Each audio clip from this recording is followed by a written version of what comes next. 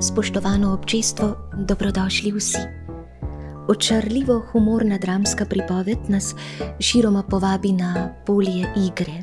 Igramo se z bližinami in daljinami črk, ki nenaključno zorijo v besede z nezgrešljivimi pomeni. V neodvisnost, suverenost junake nazadnje odplakne svetlo povabilo na rojstnodnevno zabavo. Povabilo, izpisano na sinjem nebu. Pisma z roba gozda so delo uveljavljene hrvaške piske, teatrologinje Jasne Žmak. No ti prijetno praznovanje! Veverica! Tiger! Slon! Ješ! Želva! Akcija! Gremo! Simona Hammer, dramatičarka, dramaturginja in mentorica delavnic dramskega pisanja, avtorica več 10 dramskih besedil, tudi Grumova nagrajenka. Iskreno dobrodošli. Hvala lepa, veselje mi je. Obožujete dramatiko in kreativno svobodo, katero drami. Katera dramska sredstva ste tokrat kot prevajalka, avtorica priredbe in dramaturginja domislili za posredovanje inovativno igrive zgodbe Pisma z roba gozda, svojevrstne didaktične predstave, ki je kakopak mnogo več kot to? Ko sem prvič prebrala Jasnin tekst, moram reči, da sem bila izjemno navdušena nad tem jezikom, nad neko čarobnostjo, ki jo pričara ravno skozi neka zelo na videz minimalistična jezikovna sredstva, ki pa odpirajo res ene bogate svetove in domišljije, tudi nekega izobraževanja ali pa nekega učenja, ne zdaj samo o pisanju ali pa o črkah, ampak tudi o nekih mogoče malo večjih, širših življenjskih lekcijah. Zdaj ta drama je del drugače, lahko skoraj rečem, triologije, ki jo je Jasna napisala za otroke, in ta triologija je sestavljena iz vseh teh nekih gozdnih živali. To je skupno, pa mislim, da tudi lik veverice se pojavlja v vseh treh. Zdaj za potrebe te uprizoritve, ki je dramska, mogoče je to tisto, kar jo dela posebno, zaradi tega, ker se mi zdi, da je ta tekst absolutno omogoča širok diapazon različnih interpretacij skozi različne medije, recimo slikanica je že, tudi animiran filmček je že, zanimiva bi bila lutkovna predstava mogoče, mi pa ravno zaradi tega, ker je to dramska, igrana predstava, imamo malo zmanjšano število likov, teda to je bila mogoče prva intervencija, ki so jo skupaj z Anđelko Nikolić, režiserko, domislili, da malo zgostimo dogajanje, ga mogoče osrediščimo okrog celotne skupine teh gozdnih živali. To, kar pa sem jaz res trudila obdržati, je pa ravno ta nek občutek za ritem, ki ga Jasna ima, za jezik in seveda pač sporočilo oziroma sporočila. Ob Jasni Žmak, ki je za Pisma z roba gozda prejela nagrado na festivalu Mali Marulić za najboljše dramsko besedilo za otroke, v prizoritvi zapazimo res širine, kot jo rad priklicuje nizozemski pisatelj in pesnik Ton Telegen, veliki osvoboditelj besed. Recenzentka je njega dni napisala: Telegen da besedam priložnost, da razširijo krila, si nadenejo topel plašč in krenejo v svet. Rezultat tega je skorajda nadrealistična tendenca v pisateljevih delih, običajni zakoni ne veljajo več, vse postane na novo čudno, čudežno, duhovito, neverjetno. Ja, ni naključje, mislim, da je Jasna njega omenila tudi kot neko referenco ali pa mogoče inspiracijo, predvsem kar se neke jezikovne podstati tiče. Mogoče, če si dovolim evo to primerjavo, je Jasna vseeno malo svetlejša. Pisma z roba gozda nosijo, sicer imajo ta nek antagonist, protagonist, temno svetlo, pač tendence ali pa neko dinamiko, pa tudi nek konflikt, ampak so izrazito, posebej mogoče v naši uprizoritvi, radostno naravnana k nekemu razpiranju domišljije, k neki kreativnosti, k neki igrivosti. Rancière v nevednem učitelju obsije nepremagljiv paradoks v zgradbi poučevanja, ki nam ga do danes ni uspelo rešiti oziroma ga docela razumeti. Spomnimo, Jacques Rancière trdi, da učitelji najuspešneje razlagajo le tisto, česar ne vedo. Se morate strinjati, Simona? To je zdaj taka zelo zanimiva teza za debato, prej kot za da ali pa ne.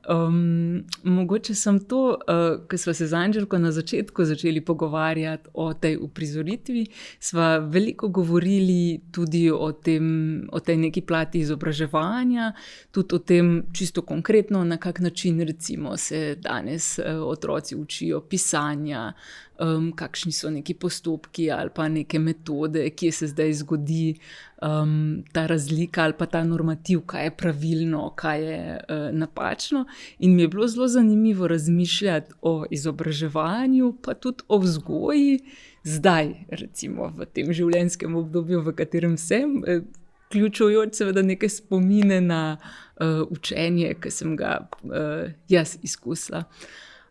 Ta predstava, jaz ne maram mogoče najbolj besede didaktična, ampak se mi zdi, da spodbuja ali pa vabi k temu, da se lahko nek svet, ki je lahko zelo normativen, recimo pisanje, raziskuje še kako drugače. Da zdaj otroci, pa mislim, da tudi odrasli, razmišljamo o tem, na kak način vse se lahko izražamo, ne zdaj samo skozi pisanje, pa tudi kako vse lahko pišemo, kje vse lahko pišemo. Seveda, kaj pišemo je tudi pomembno, ampak mogoče je ta del kako, večkrat posebej mogoče v neki odrasli dobi ali pa v dobi izobraževanja, zdaj tudi osnovnošolskega, mogoče malo potisnjen na stran. Ja, res je. Jaz se nikoli nisem naučila pisati. Ne pisem, ne črk. Z nami je režiserka Anželka Nikolić. Prisrčno dobrodošli. Hvala. V pismih z roba gozda se znova srečate z dramaturško oporo Simone Hammer. V dinamični uprizoritvi Nekaj v zraku sta zajeli iz Bartolove zbirke Alaraf in na deske Slovenskega stalnega gledališča Trst skorajda v slogu vodvila zanesli neusmiljene zakone moči, tudi nemoči.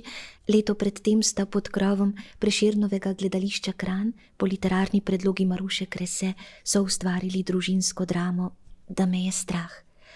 V tokratni postavitvi prek avtorice besedila Jasne Žmak hote ne hote ošvrkneta Rancièrjevega nevednega učitelja in v osrčje povabita svet, ki nad vse spominja na razkošno domiselnost Tona Telehna.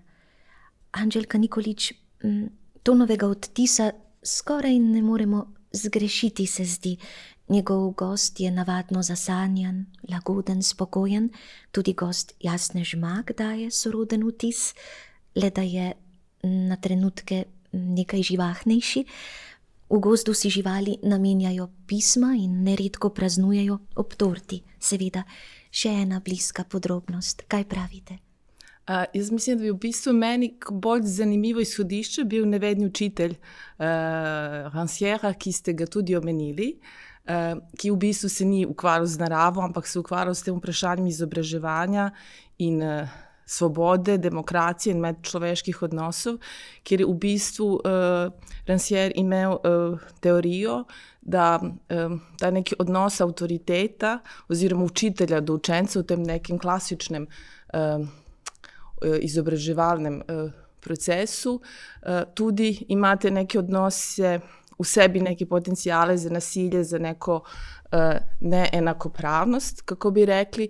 Tako da je njegova teorija bila zelo radikalna, da bi se v bistvu učenci lahko več učili eni drug od drugega in da ta neko izobraževanje kot neka skupno dejanje in kot deljenje tega, kar mi vsi enakopravno vemo ali ne vemo, je nekaj, kar prinese več uspeha v samem izobraževalnem procesu, pa tudi neko bolje medčloveško vzdušje.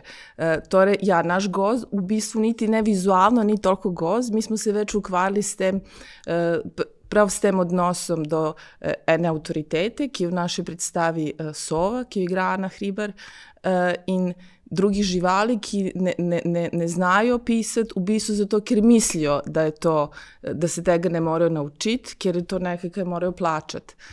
Tako da to nas je tudi tako zelo praktično privedlo do toga, da raziskujemo same te načine, kako se lahko uči branje in pisanje v tej neki predšolskem obdobju in nekem bolj, kako bi rekla, sproščenem okolju, kot je šola.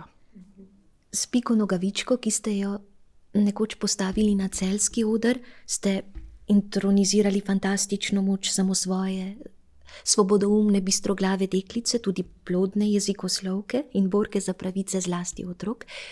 Pike Nogavičke seveda. Z Gulliverjem ste se postavili po robu individualizmu, samoljubju, vzvišenosti.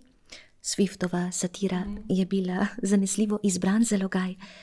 Anđelka Nikolić, kje je za vas osrednji mik ustvarjanja za otroke?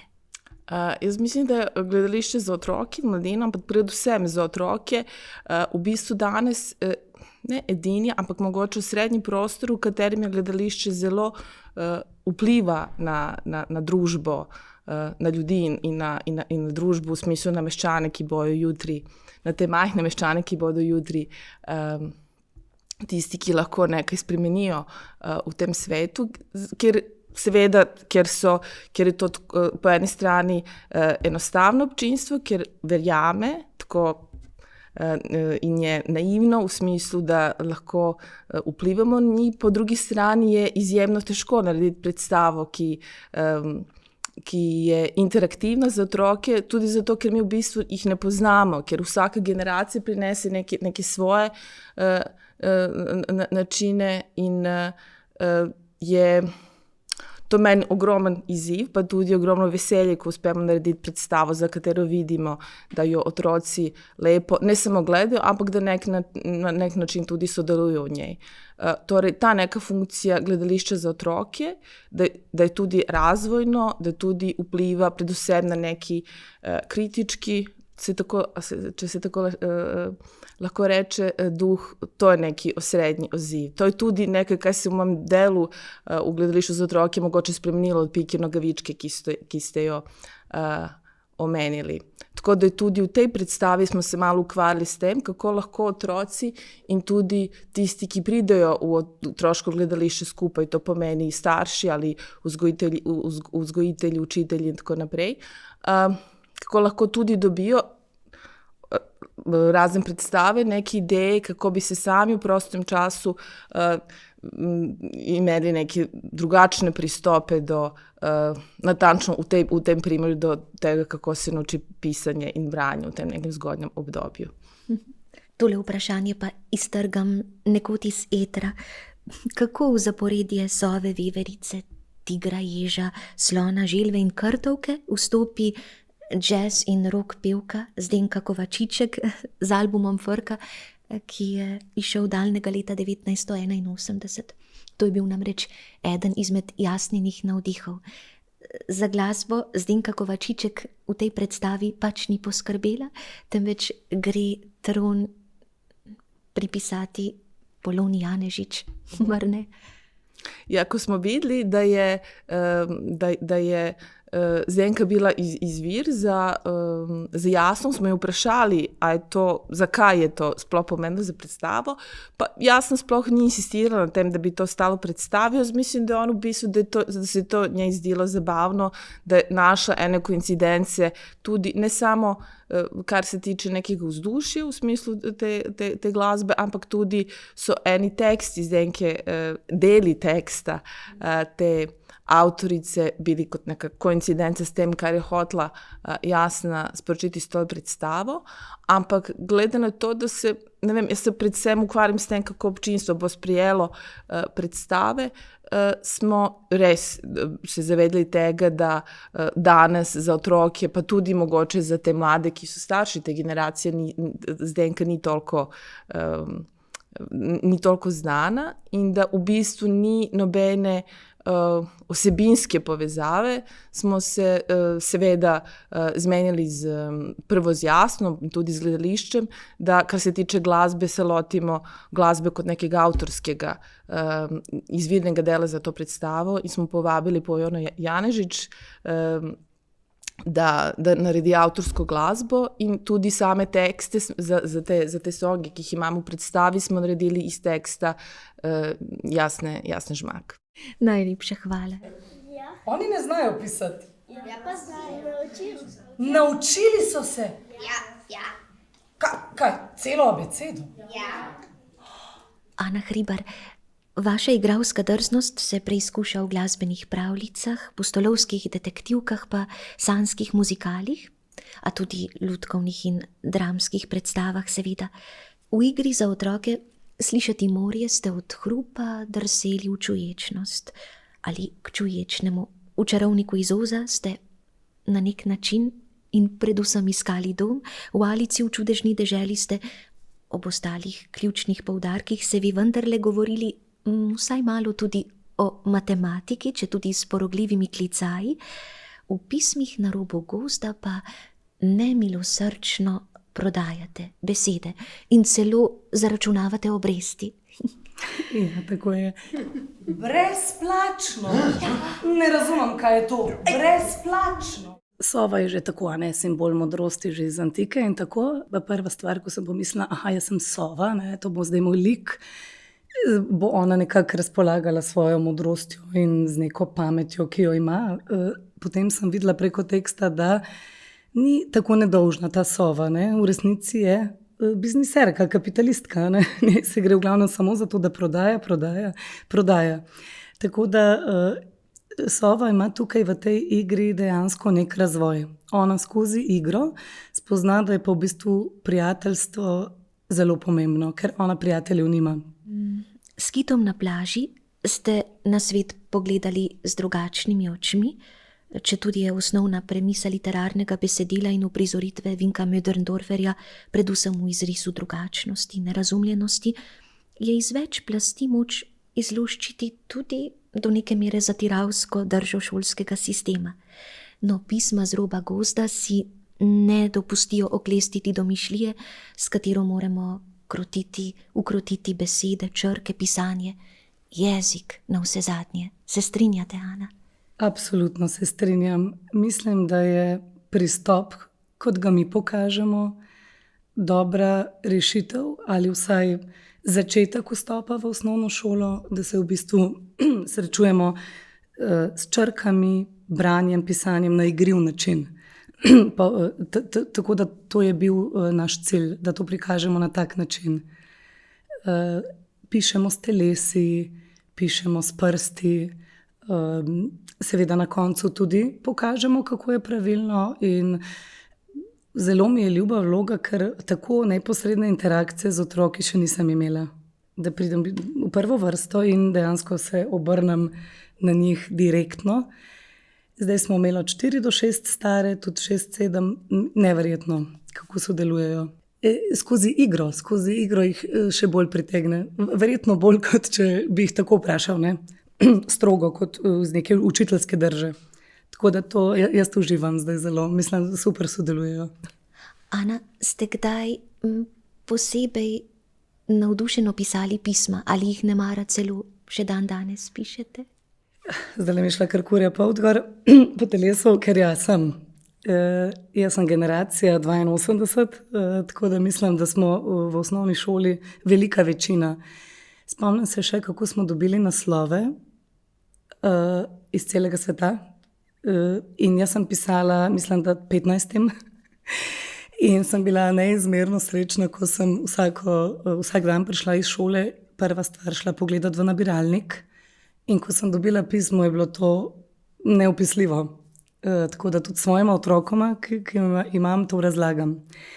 Da so telefoni in je tablica, tako da sem tudi hčerke, ki je imela enega prijatelja iz Dunaja, ga je pri 4 letih spoznala, sem skupaj pomagala napisati pismo, ker mi je zelo hudo, da bi se to izgubilo.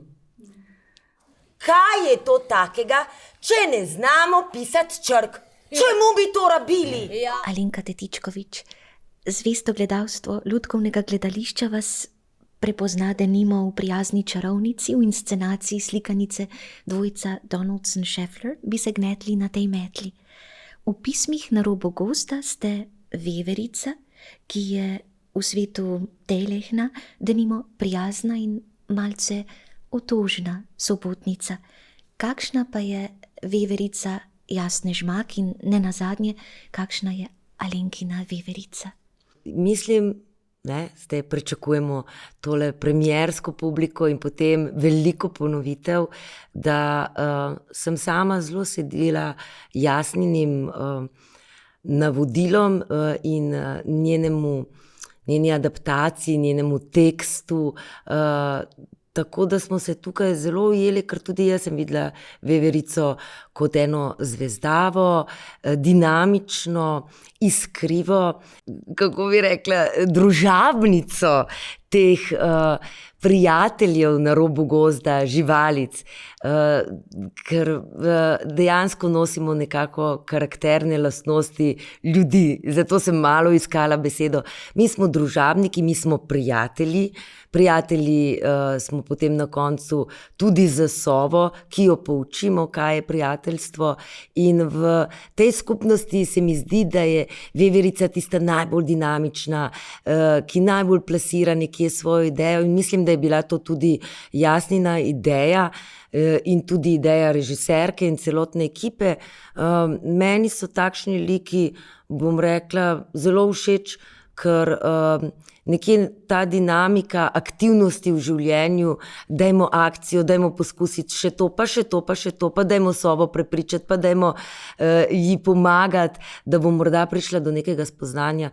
To so mi stvari, ki so mi blizu v življenju, da določene stvari poskusim znova in znova in znova.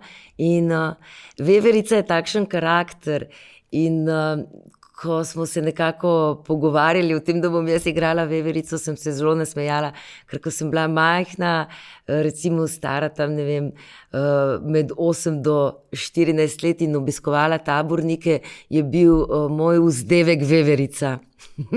V Polni luni Nebojše Poptasiča mladim gledalcem ponudite varen zapeček, v katerega nočne more nimajo dostopa. Toda tudi črke, še posebej, kadar ne ubogajo, so lahko prava nadloga. Ste bili vi zlahka kos branju in pisanju? Ja, jaz sem drug otrok. Imam starejšega brata, ki je bil vedno boljši v šoli od mene in potem mi je tudi vedno pomagal. In potem takole vidim ti ta drugi otroci, tudi sama sem mama 2 otrok, ne hote, ko pomagaš prvemu otroku pri tem, da se začne črke učiti, da začne brati. Drug otrok to enostavno se sproti nauči. Tako da ne, na srečo nisem imela večjih problemov. Ko sem prišla v šolo, isto mi je bilo znano, ker je brat ravno 2 leti starejši, kaj so črke, kaj so številke, in tudi me je vedno tudi on zelo poučeval s tem, da sem, če sem želela kaj znati, sem mu mogla dati svoj del sladkarij, in kasneje pa sva zelo lepo vez in sva tudi ohranila, imava še zdaj z bratom, ki je naravoslovec. Mene družboslovje vedno bolj veselilo in mi je, bom rekla, čez cel zadnji del osnovne šole, sploh pa srednje šole, tako pomagal pri naravoslovnih stvareh, ker jaz žal hčerki, recimo zdaj, ki je že tudi srednja šola, že drug del srednje šole, pa vidim, da jih pri naravoslovnih stvareh zelo težko pomagam in je tudi sama družboslovka, psihologija, filozofija, jeziki, vse gre. Naravoslovje, matematika pa so inštrukcije skozi, ne. In mi je toliko ljubo, ko se res spomnim, da pri nas doma, pa mami res ni rabila inštrukcij plačevati, ker sem imela brata, ki je sicer imel svoje prijeme, in sva imela svoja podkupovanja, ampak to je bilo to, da sem speljala stvari, ki me morda niso tako zanimale, in potem dobiš okolj v življenju, in zdaj se jaz učim matematiko, ko si rečem, mogoče bom pa vseeno lažje pomagala, pa kako inštrukcijo manj plačala, če bom jaz v nek bom rekla, neko podporo svojih hčerki. V pismih z roba gozda se vrši ena izmed žlahtnejših manir na tem svetu. To je pisanje pisem. Vi radi pišete pisma. Ja, veliko sem pisala dnevnike, še na fakulteti. In moja diplomska naloga je bila v bistvu sestavljena iz mojih dnevnikov. Dnevnike sem pisala na fakulteti za vsako predstavo, ki sem jo delala, za vsak študij. Zdaj, zadnja leta tega, odkar imam svoje otroke, ne počnem, ker imam dejansko, bom rekla, veliko dela tudi s tem, da sem jim v oporo pri šolanju.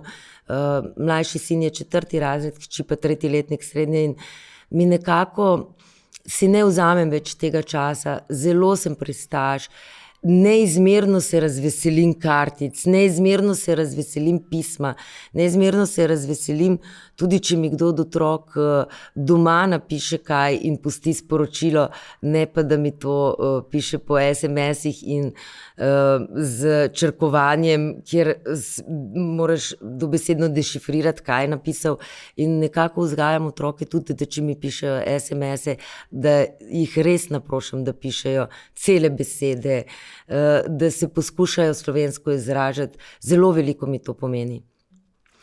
Ja, tako da tudi pisma zelo rada prejemam. Sem nekje stara šola. Prima. Najlepša hvala, Alenka. Ja. In toj. Okay. Hvala tudi vam. Kmalu spet. Bodite nezaslišano lepo. Srečno.